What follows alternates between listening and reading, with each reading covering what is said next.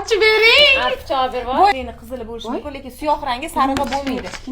Mana bu limon ko'rinishda ekan, qarang mana bu.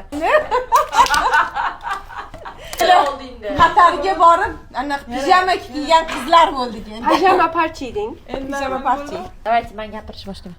Nima deyishimiz kerak o'zi gapir, eti yo'q. Mazasini yeymiz, просто tabiiy. Zo'r ekan. Zilol, buni bizga organizm reklamamizga tushirishimiz uchun. Buni o'zingiz pulga oldingiz.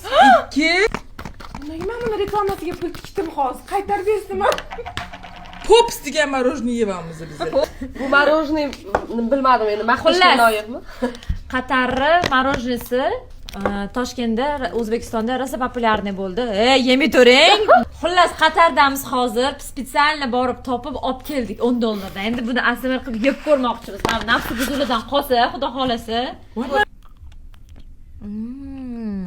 Mana shu mazali ekan. Bir-birimizga yeb ko'raylik. Bismillah. Men ekonom.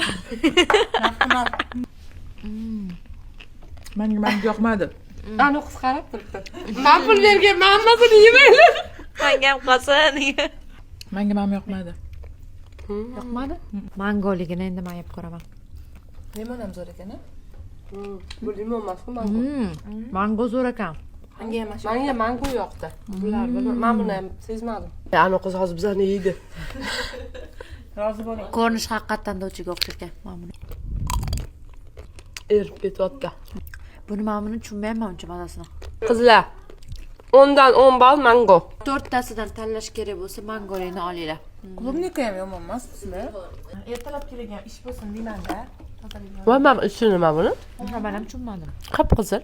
Men fistashkada bo'ldim. Bir Fistashka pas ekan. $10 yeb tugatdikmi hozir?